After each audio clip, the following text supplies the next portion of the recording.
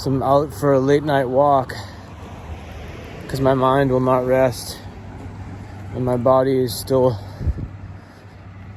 processing energy because of the mental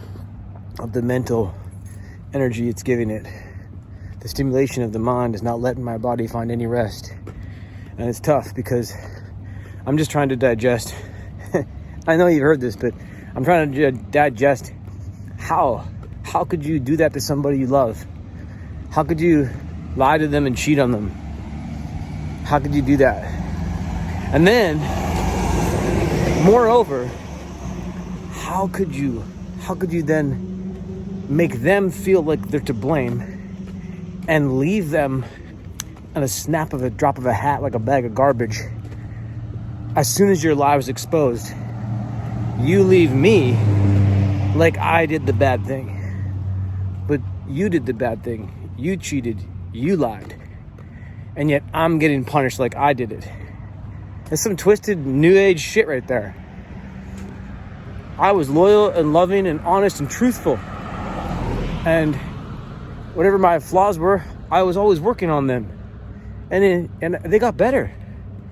I was like so calm and zen this whole last year and a half, and we went 6 years together. So, the magic in the beginning and for so long, the first many years was so beautiful and great.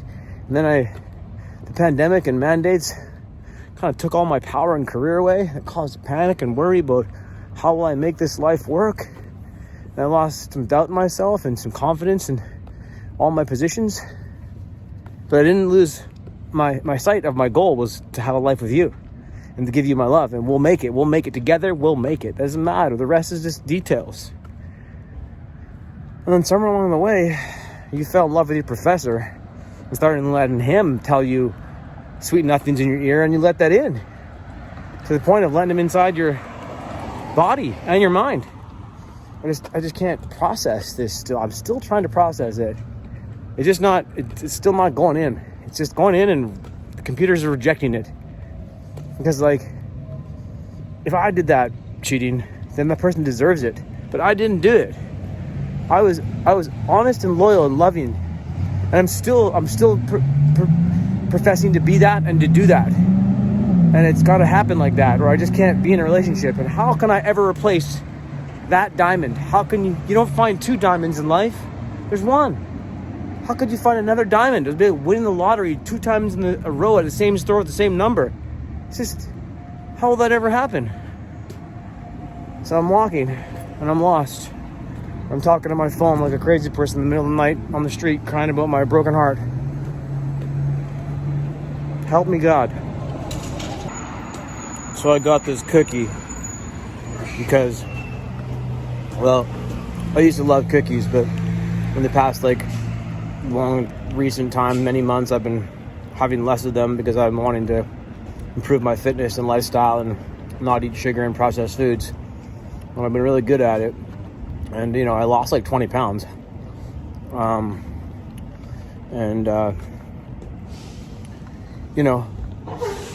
point is, I wanted this cookie right now because I wanted something to love. And I wanted something that would let me love it. And I know this cookie is a cheater because it would let anybody love it. It doesn't care. It's nondescript. It doesn't care about who you are. As long as you're going to agree to get it, it's going to agree to be gotten. And so that's not the kind of love I want. But I just wanted something to love momentarily, even for a morsel or a minute or moment or two. It's fleeting. It's fake. It's refined bullshit. It's processed. It's not really what I'm looking for, but at this point, I just wanted something to love a little bit.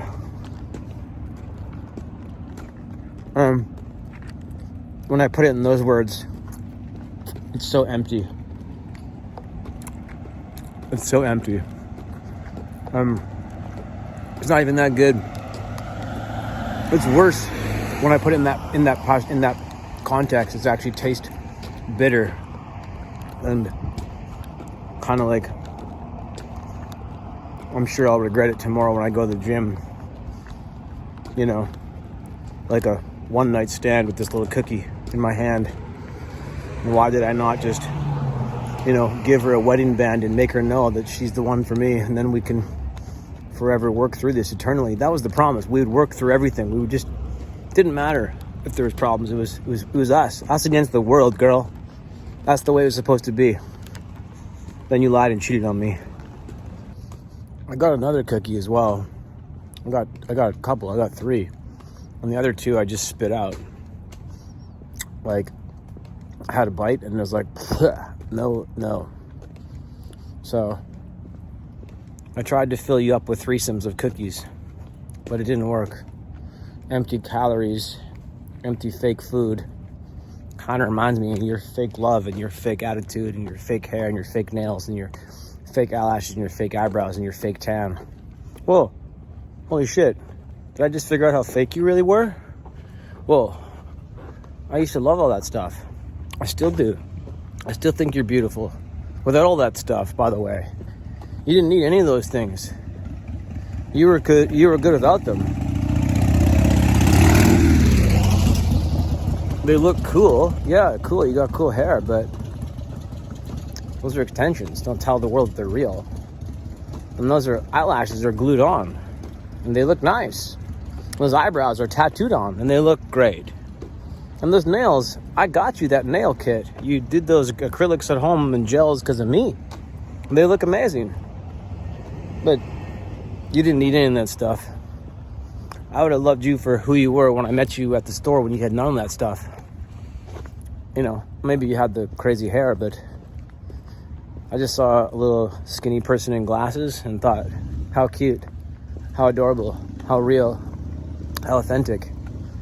You were dressed like no offense, a low rent hippie, just like wearing a fucking tea cozy for a t-shirt. It was barely even a real thing. It was like some crochet thing. I remember when I first saw you, very first time. I remember I asked you out so many times. I brought you poems and books of my poems and homemade Christmas cards. And I tried each time to try and slowly unwind you to make you want to think I'm interested in fun.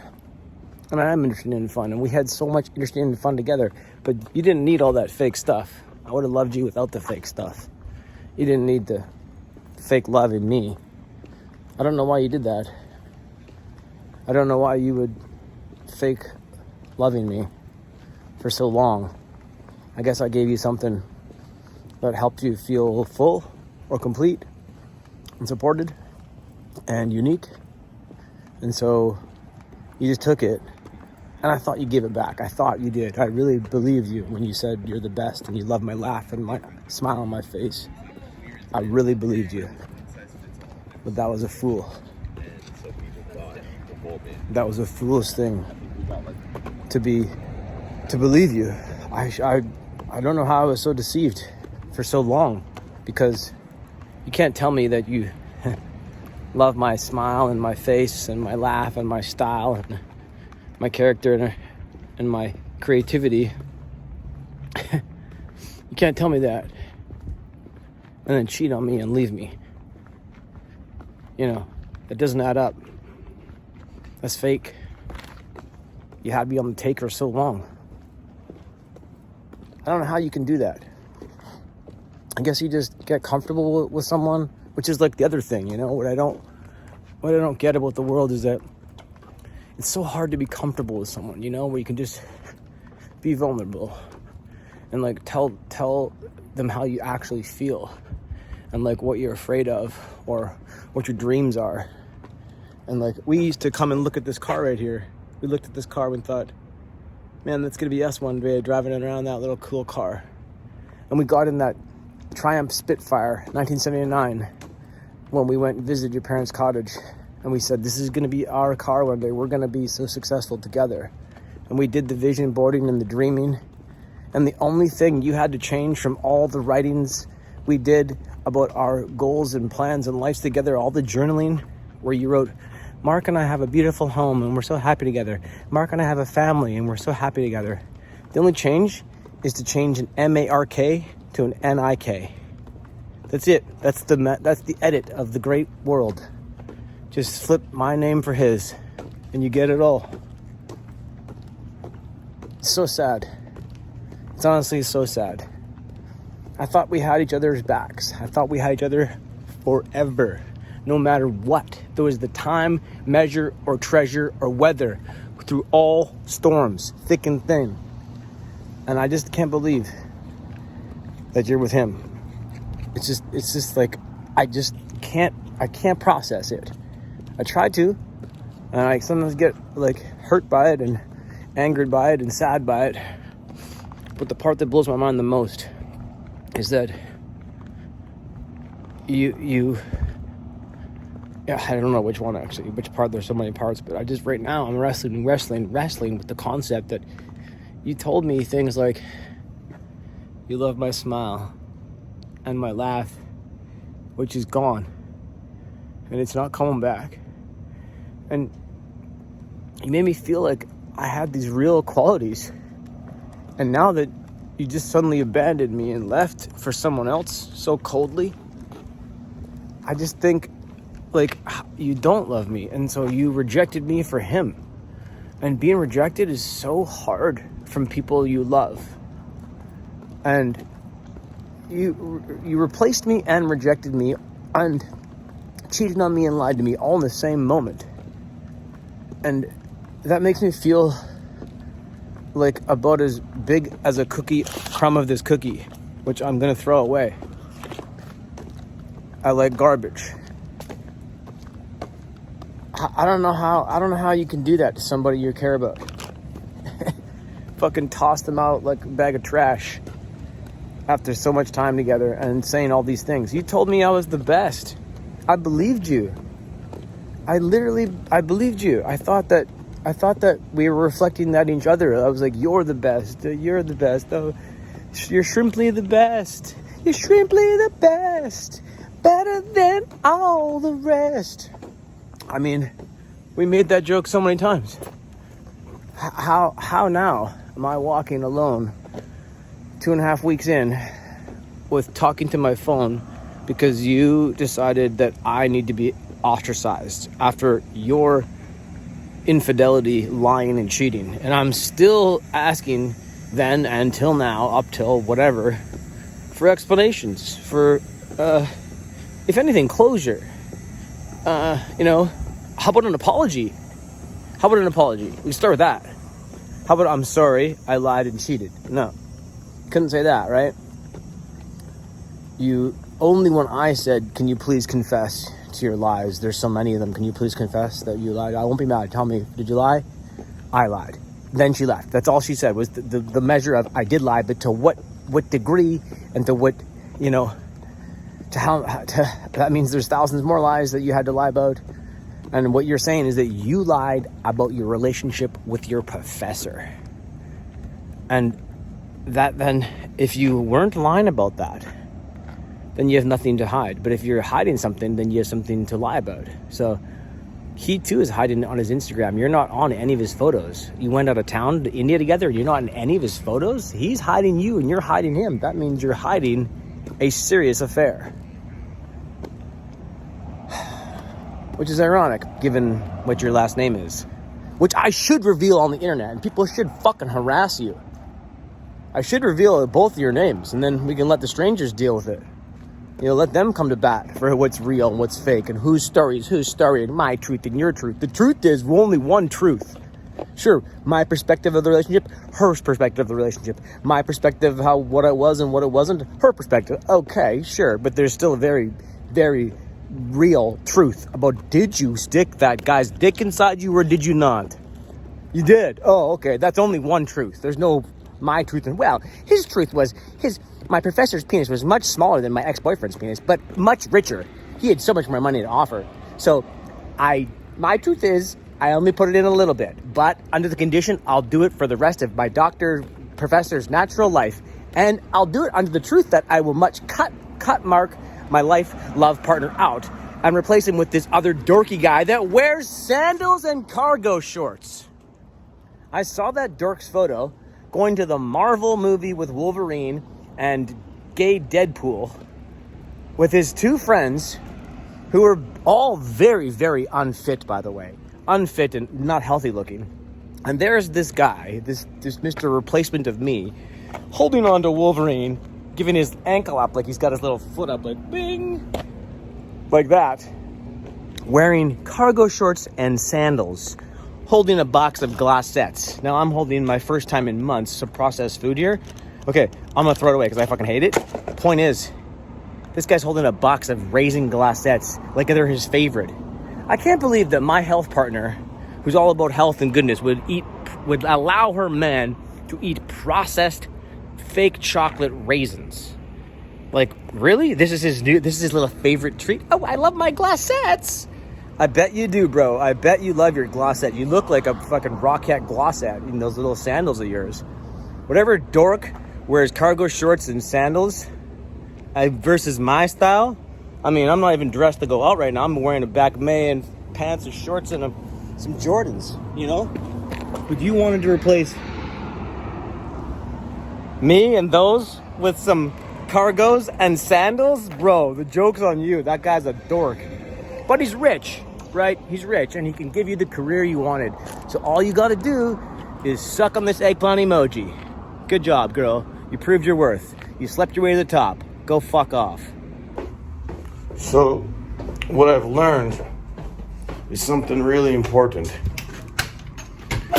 Your love wasn't real. My love was.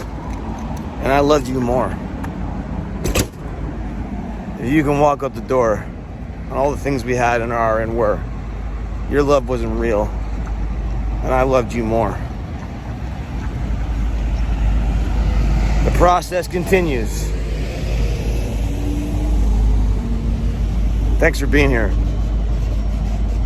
I know it sounds like a pathetic loser who's crying about his broken heart, but let's be real. I gave you everything good I could feel, and you reflected back something that was half that and fake. I'm looking for real love, true love, the kind that doesn't leave you, the kind that believes in you, no matter what, at your highest, at your lowest, and it's there for you. So if you find that, internet, send it my way. Peace and love. Not fair. You know, you did that because you left me so abruptly because of your cheating and lying, because you were exposed. And then you thought it's best for everybody and yourself mostly if you just did a hard break and never saw me again and never responded to me. That was your decision, not mine. Your decision to sleep with someone else and cheat on me, not mine. And because you made those decisions and then finally lied to me after a year and finally got exposed on that lie, then you decided, hard break, you're out of here. And that's your decision. And then you got to go live on with your life, thinking this is for the best for everybody, this is for the best for everybody. But if you really knew what I had to go through to get over that, while you just walk away and feel fine, maybe a little tinge of guilt and then put it back on me, I'm literally bleeding out of my brain on the pavement. I am in suffering and pain and trauma and torture, and you're just moved on. Already played badminton with your best new boyfriend. If you really cared about someone, you would see that what you're doing to them is causing more suffering. Abandoning someone so quickly after 6 years because you want to move on, because of some mistakes that you made, because you cheated, that's on you. And just to run away is healthy, is giving you your boundaries so you can not have to face the lies that you did. But for the person that you left, that was loving you and was the one that got deceived and lied to and cheated on, now when you leave them, me, what you're leaving is a person behind on the ground, bleeding out in an emergency state. That's because I loved and you hate.